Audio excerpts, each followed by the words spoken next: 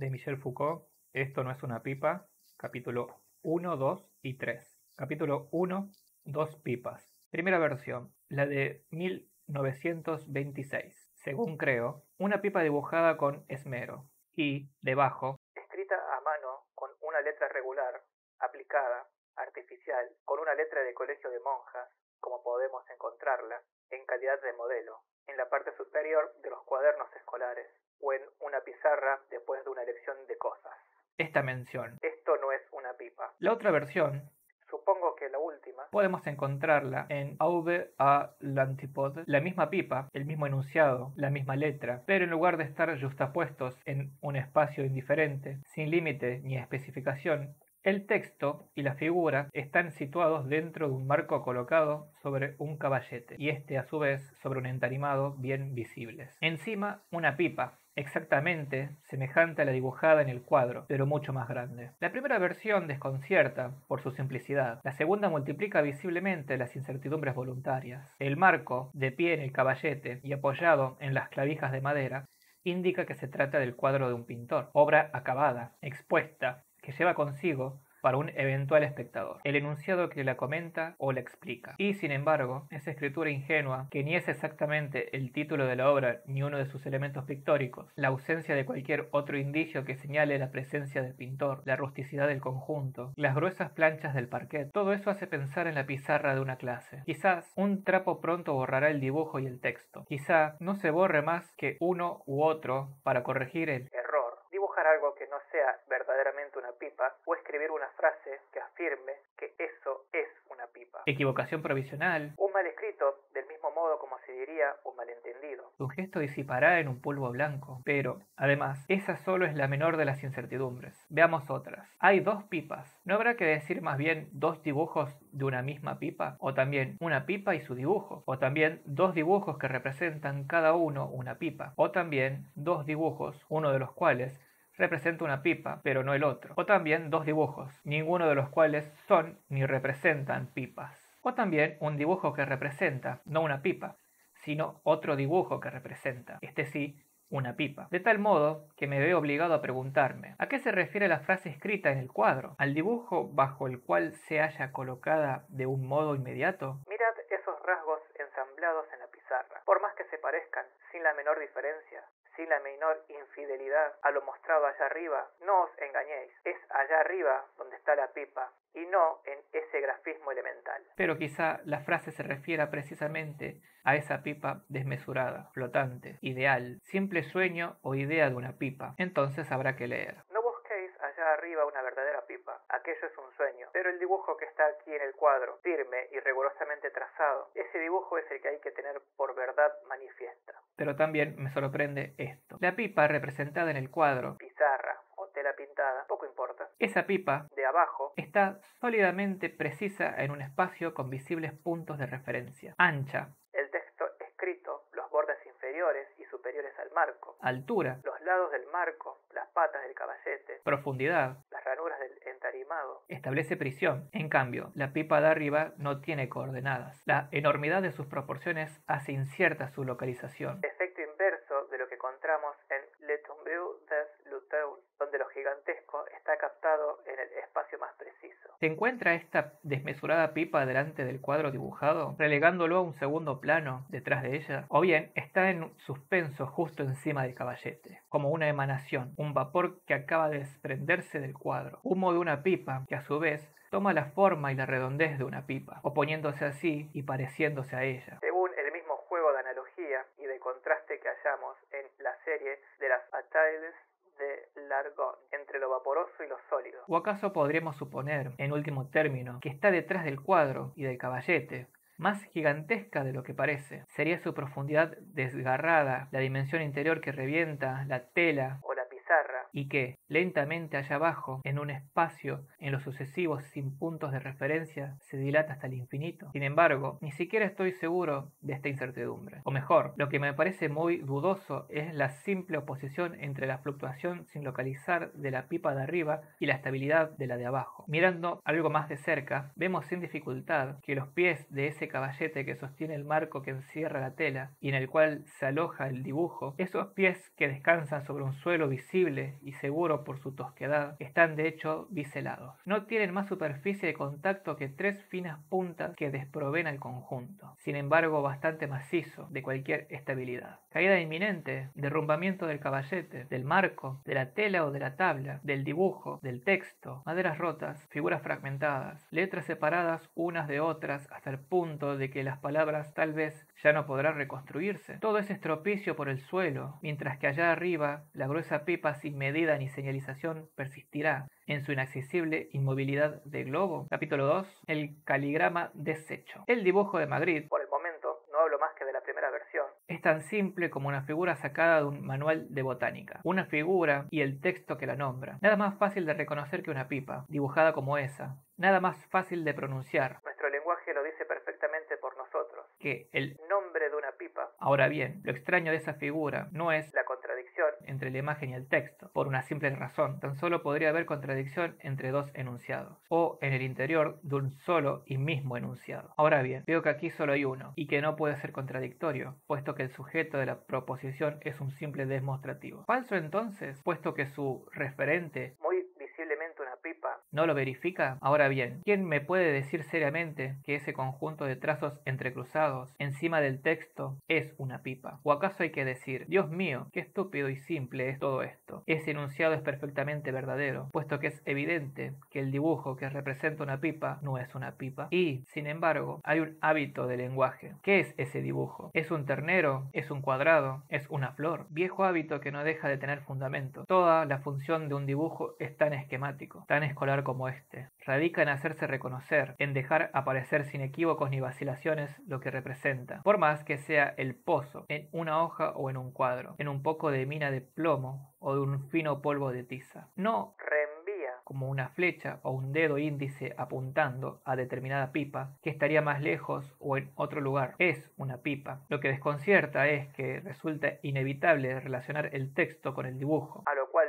nos invitan el demostrativo, el sentido de la palabra pipa, el parecido con la imagen, y que es imposible definir el plan que permita decir que la aserción es verdadera, falsa, contradictoria. No puedo quitarme de la cabeza que la diablura radica en una operación que la simplicidad del resultado ha hecho invisible, pero que solo ella puede explicar el indefinido malestar que éste provoca. Esta operación es un caligrama secretamente constituido por Magritte y luego deshecho con cuidado. Cada elemento de la figura, su posición recíproca y su realización se derivan de esa operación anulada una vez realizada, detrás de ese dibujo y esas palabras. Y antes de que una mano haya escrito lo que sea, antes de que hayan sido formados el dibujo del cuadro y en él el dibujo de la pipa, antes de que allá arriba haya surgido esa gruesa pipa flotante, es necesario suponer, creo, que había sido formado un caligrama y luego descompuesto. Ahí están la constatación de su fracaso y sus restos irónicos. En su tradición milenaria, el caligrama desempeñará un triple papel: compensar el alfabeto, repetir sin el recurso de la retórica, coger las cosas en la trampa de una doble grafía. Aproxima en primer lugar, lo más cerca posible, el texto y la figura. Compone las líneas que delimitan la forma del objeto con la que dispone la sucesión de las letras. Aloja los enunciados en el espacio de la figura y hace decir al texto lo que representa el dibujo. Por un lado, alfabetiza el ideograma, lo puebla de letras discontinuas y hace hablar así al mutismo de las líneas ininterrumpidas. Pero, a la inversa, reparte la escritura en un espacio que ya no tiene indiferencia. La abertura y la blancura inertes del papel le impone distribuirse según las leyes de una forma simultánea. Reduce el fonetismo a no ser, por un instante, más que un rumor gris que completa los contornos de una figura, pero convierte el dibujo en el delgado envoltorio que hay que agujerear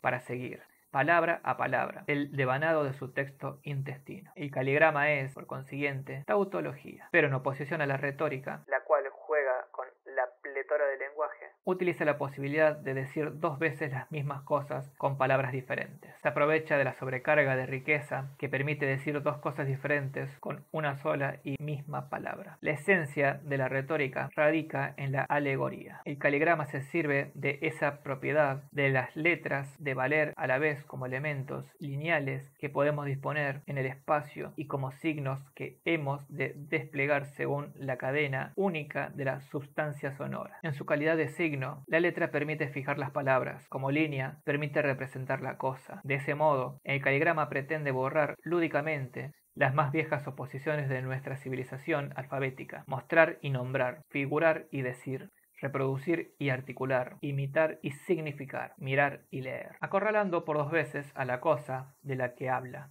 Le tiende la trampa más perfecta, por su doble entrada, garantiza esa captura, de la que el discurso por sí solo o el puro dibujo no son capaces. Conjura la invencible ausencia sobre la que no llegan a triunfar las palabras, imponiendo en ellas, por las astucias de una escritura que actúa en el espacio, la forma visible de su referencia, sabiamente dispuestos en la hoja de papel. Los signos apelan, desde el exterior, por el margen que dibujan, por el recorte de su masa en el espacio vacío de la página, a la cosa misma de la que hablan, y de rechazo, la forma visible es surcada por la escritura, labrada por las palabras que trabajan desde el interior y, conjurando la presencia inmóvil, ambigua, sin nombre, hacen brotar la red de significaciones que lo bautizan, la determinan, la fijan en el universo de los discursos. Doble trampa, cepo inevitable, por donde escaparían en lo sucesivo el vuelo de los pájaros, la forma transitoria de las flores, la lluvia que chorrea. Y ahora, el dibujo de Magritte. Empecemos por el primero,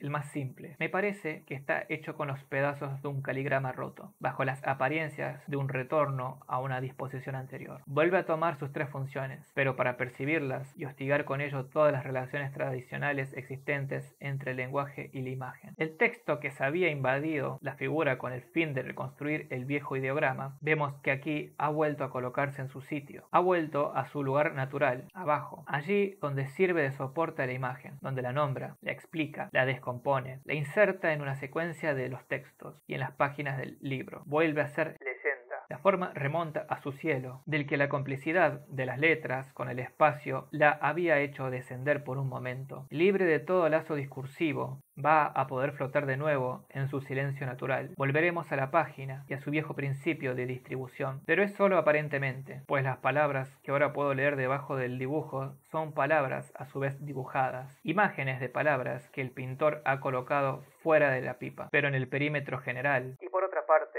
inasignable, de su dibujo, del pasado caligráfico, que estoy obligado a asignarles. Las palabras han conservado su pertenencia al dibujo y su estado de cosa dibujada, de manera que debo leerlas superpuestas a ellas mismas. Son palabras que dibujan palabras, forman en la superficie de la imagen los reflejos de una frase que diría que esto no es una pipa. Texto en imagen, pero a la inversa. La pipa representada está dibujada con la misma mano y la misma pluma que las letras del texto. Más que ilustrar y complementar la escritura, la prolonga, podríamos creerla repleta de pequeñas letras revueltas, de signos gráficos reducidos a fragmentos y dispersos por toda la superficie de la imagen. Figura en forma de grafismo. La invisible y previa operación caligráfica ha entrecruzado la escritura y el dibujo, y cuando Magritte ha vuelto a colocar las cosas en su sitio, se ha cuidado de que la figura retenga en sí la paciencia de la escritura y de que el texto siempre sea tan solo una representación dibujada. Lo mismo en cuanto a la tautología. En apariencia, Magritte va del redoblamiento caligráfico a la simple correspondencia de la imagen con su leyenda. Una figura muda y suficientemente reconocible muestra, sin decirlo, la cosa en su esencia. Y debajo, un nombre recibe a esa imagen, su sentido o su regla de utilización. Ahora bien, comparado a la función tradicional de la leyenda, el texto de Magritte es doblemente paradójico. Se propone nombrar lo que, evidentemente, no tiene necesidad de serlo. La forma es demasiado conocida, el nombre es demasiado familiar. Y vemos que en el momento en que debería dar el nombre, lo da, pero negando que sea aquel. ¿De dónde proviene ese juego extraño? Sino del caligrama que dice 2 veces las mismas cosas. Allí donde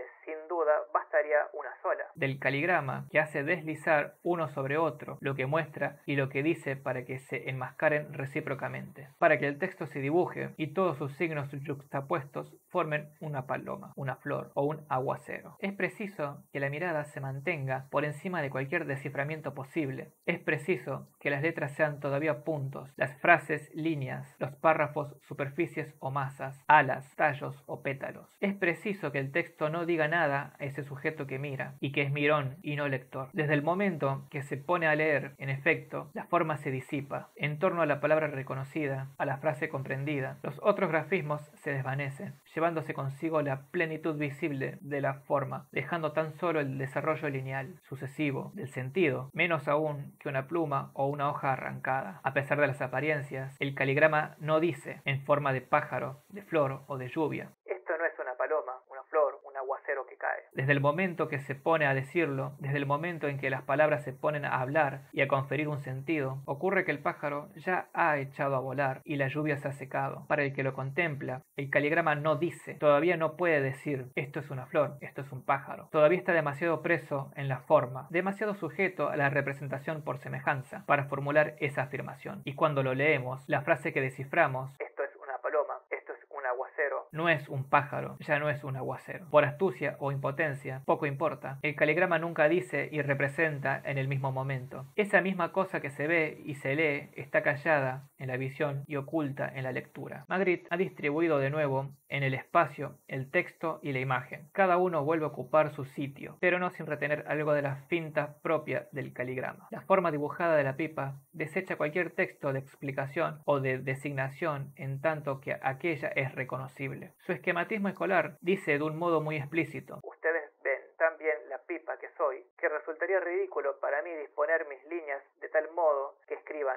esto es una pipa. Las palabras, con toda seguridad, me dibujarían peor de como yo me represento. Y el texto, a su vez, en ese dibujo aplicado que representa una escritura, prescribe. Tómenme por lo que soy inequívocamente, letras colocadas unas al lado de otras, con esa disposición y esa forma que facilitan la lectura, aseguran el reconocimiento y se abren incluso al escolar más balbuciente. No pretendo redondearme y luego estirarme para convertirme primero en la cazoleta y a continuación en la boquilla de una pipa. No soy nada más que las palabras que están leyendo. En el caligrama actúan uno contra otro un no decir todavía y un ya no representar. En la pipa de Magritte, el lugar de donde nacen esas negociaciones y el punto donde se aplican son totalmente diferentes. El no decir todavía de la forma se ha cambiado, no exactamente en una afirmación, sino en una doble posición. Por un lado, arriba, la forma bien lisa, bien visible, bien muda, y cuya evidencia hace decir al texto, de un modo altanero, irónico, lo que quiere, no importa qué. Y por otra parte, abajo, el texto, extendido según su ley intrínseca, afirma su propia autonomía con respecto a lo que nombra. La redundancia del caligrama descansaba en una relación de exclusión, la separación de los dos elementos en Magritte, la ausencia de las letras en su dibujo, la negación expresada en el texto, manifiestan afirmativamente dos posiciones. Sin embargo, me temo haber descuidado lo que quizás sea lo esencial en la pipa de Magritte. He actuado como si el texto dijese: yo, ese conjunto de palabras que usted está leyendo, yo no soy una pipa. He actuado como si existieran dos posiciones simultáneas y bien separadas una de otra, en el interior del mismo espacio, la de la figura y la del texto, pero he omitido que de una a otra estaba señalando un lazo sutil, inestable, a la vez insistente e incierto, y está señalado por la palabra esto.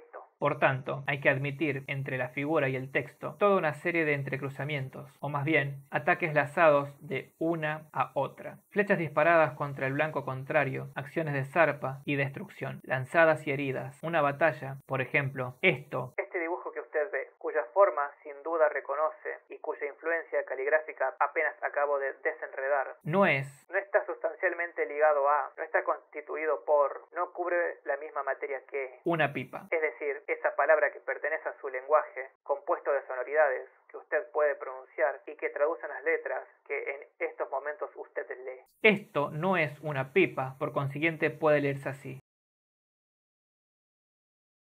Al mismo tiempo, sin embargo, este mismo texto enuncia otra cosa distinta. Este enunciado que usted ve disponerse ante sus ojos en una línea de elementos discontinuos, de la que esto es a la vez el designante y la primera palabra, no podría equivaler ni sustituir a, no podría representar adecuadamente una pipa, uno de esos objetos cuya posible figura, intercambiable, anónima, luego inaccesible a cualquier nombre, usted puede ver allí encima del texto. Entonces hay que leer.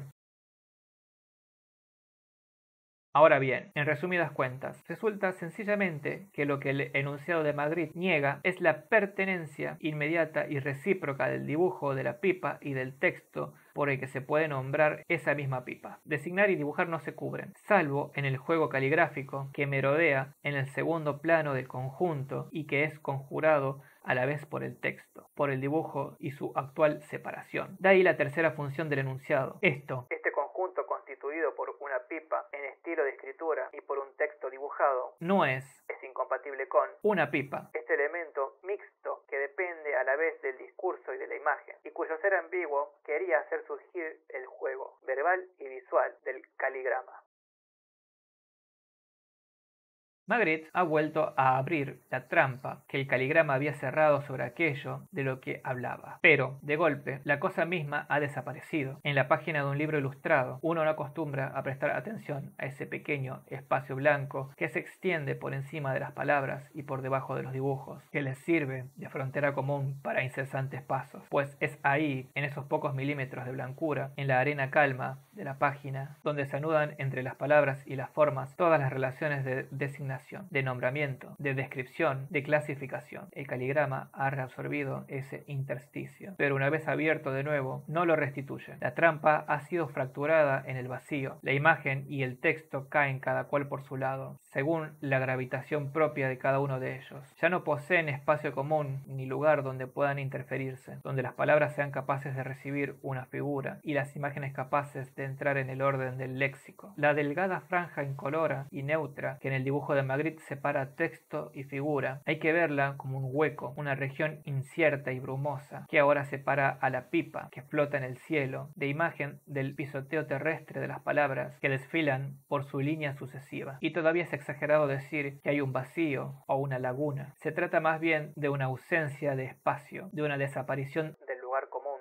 entre los signos de la escritura y las líneas de la imagen. La pipa, que era invisible entre el enunciado que la nombraba y el dibujo que debía representarla, esa pipa umbrosa que rechazaba los lineamientos de la forma y la fibra de las palabras, se ha ocultado definitivamente. Desaparición que el texto, desde el otro lado de ese poco profundo arroyo, constata divertidamente: esto no es una pipa. Por más que ahora, solitario dibujo de la pipa, intente asemejarse a esa forma que designa de ordinario la palabra pipa. Por más que el texto se extienda por debajo del dibujo, con toda la atenta fidelidad de un pie de ilustración en un libro científico, entre ambos no puede pasar ya más que la formulación del divorcio, el enunciado que impugna a la vez el nombre del dibujo y la referencia del texto. En ninguna parte hay pipa alguna. A partir de ahí podemos comprender la última versión que ha dado Magritte de esto no es una pipa. Al colocar el dibujo de la pipa y el enunciado que le sirve de leyenda en la superficie muy claramente delimitada de un cuadro, en la medida de que se trata de una pintura, las letras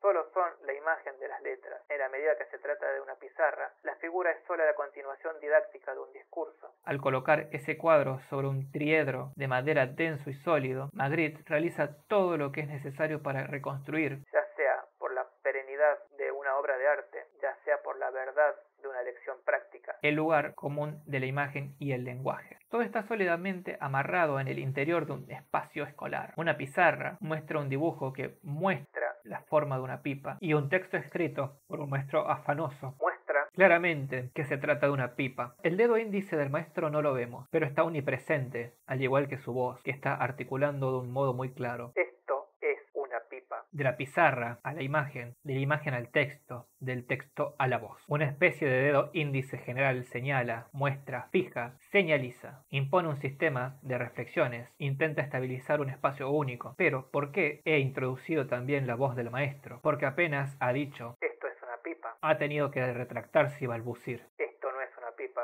sino el dibujo de una pipa. Esto no es una pipa, sino la frase que dice que es una pipa. La frase, esto no es una pipa, no es una pipa. En la frase, esto no es una pipa, esto no es una pipa. Este cuadrado, esta frase escrita, este dibujo de una pipa, todo esto no es una pipa. Las negaciones se multiplican, la voz se embrolla y se ahoga. El maestro, confuso, baja el índice estirado, da la espalda a la pizarra, mira a los alumnos que se desternillan de risa y no se da cuenta de que si ríen tan fuerte se debe a que, por encima de la pizarra y del maestro que farfulla sus negaciones, acaba de levantarse un vapor que poco a poco ha ido tomando forma y ahora dibuja de un modo muy exacto, sin ninguna duda posible, una pipa. Es una pipa, es una pipa, gritan los alumnos que patalean, mientras que el maestro, cada vez más bajo, pero siempre con la misma obstinación, murmura sin que ya nadie le escuche: y sin embargo, esto no es una pipa. pipa. Y no se equivoca, pues esta pipa, que flota tan visiblemente por encima de la escena, como la cosa a la que se refiere el dibujo de la pizarra, y cuyo nombre del texto puede decir con razón que el dibujo no es verdaderamente una pipa. Esa pipa no es más que un dibujo, no es en absoluto una pipa, tanto en la pizarra como encima de ella. El dibujo de la pipa y el texto que debería nombrarla no encuentran ya dónde encontrarse y prenderse uno del otro, como el calígrafo, con mucha presunción, había intentado hacerlo. Entonces, sobre sus pies biselados y tan visiblemente inestables, el caballete ya no tiene más que caerse, el marco dislocarse, el cuadro rodar por tierra, las letras desparramarse, la pipa puede caerse, el lugar común, obra banal o lección cotidiana, ha desaparecido. Capítulo 3. Klee, Kandinsky, Magritte. En la pintura occidental de los siglos XV a XX han dominado, creo, dos principios. El primero afirma la separación entre representación plástica, que implica la semejanza, y la referencia lingüística, que la excluye. Se hace ver mediante la semejanza, se habla a través de la diferencia, de tal manera que los dos sistemas no pueden entrecruzarse ni mezclarse. Es preciso que, de un modo u otro, haya subordinación, o bien el texto es regulado por la imagen, como en esos cuadros en los que están representados un libro, una inscripción, una letra, el nombre de un personaje, o bien la imagen es regulada por el texto, como en los libros en los que el dibujo viene a consumar, como si persiguiese tan solo un camino más corto, lo que las palabras están encargadas de representar. Cierto es que esa subordinación solo en muy raros casos permanece estable, pues suele ocurrir que el texto del libro no es más que el comentario de la imagen y el recorrido sucesivo por las palabras de sus formas simultáneas, y suele ocurrir que el cuadro está dominado por un texto del que efectúa plásticamente todas las significaciones. Sin embargo, importa poco el sentido de la subordinación o la manera como se prolonga, se multiplica y se invierte. Lo esencial consiste en que el signo verbal y la representación visual nunca se da a la vez. Siempre los jerarquiza un orden que va de la forma al discurso o del discurso a la forma. Es la soberanía de ese principio lo que Klee ha abolido, al esgrimir en un espacio incierto, reversible, flotante, a la vez folio y tela, capa y volumen, cuadriculado del cuaderno y catastro de la tierra, historia y mapa. La yuxtaposición de las figuras y la síntesis de los signos, barcos, casas, hombres, son a la vez formas reconocibles y elementos de escritura. Están colocados en avanzar por caminos o canales, que también son líneas a leer. Los árboles de los bosques desfilan por pentagramas musicales y la mirada encuentra como si estuviesen perdidas en medio de las cosas. Las palabras que le indican la ruta a seguir, que le nombran el paisaje que está recorriendo, y en la confluencia de esas figuras y esos signos, la flecha que aparece tan a menudo. La flecha, signo que lleva consigo una semejanza de origen como si fuese una onomatopeya gráfica y figura que forma una orden. La flecha indica en qué dirección se está desplazando el barco, muestra que se trata de un sol en ocaso, prescribe la dirección que la mirada ha de seguir o más bien la línea según la cual hay que desplazar de un modo imaginario la figura aquí colocada de una manera provisional y algo arbitraria. En este caso no se trata en modo alguno de esos caligramas que hacen funcionar unas veces la subordinación del signo a la forma, nube de las letras y de las palabras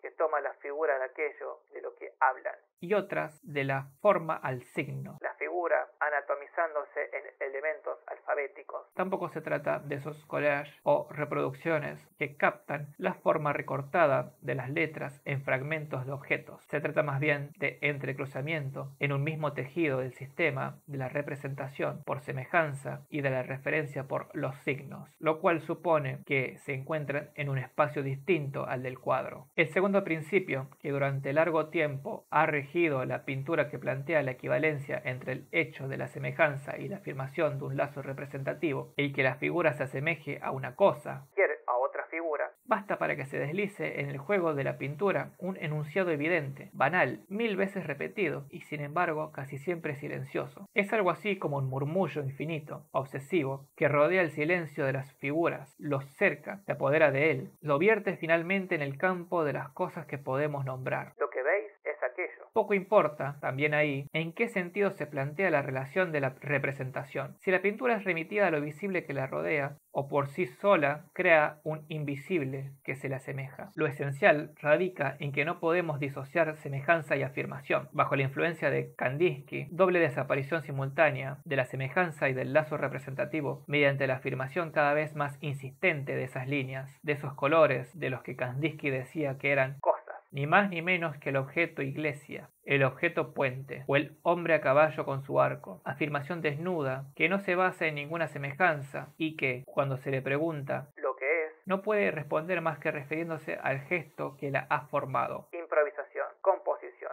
A lo que en ella encontramos forma roja, triángulo, violeta, naranja, a las tensiones o relaciones internas, rosa determinante, hacia lo alto, medio amarillo, compensación rosa. Nadie, aparentemente, está más alejado de Kandinsky y de Klee que Magritte. Su pintura parece apegada, más que cualquier otra, a la exactitud de las semejanzas, hasta el punto de multiplicarlas voluntariamente, como para confirmarlas. No basta que el dibujo de una pipa se asemeje a una pipa, es preciso que se asemeje a otra pipa dibujada, que a su vez se asemeje a una pipa. No basta que el árbol se asemeje claramente a un árbol y la hoja a una hoja, sino que la hoja del árbol se parecerá al propio árbol y éste tendrá la forma de su hoja.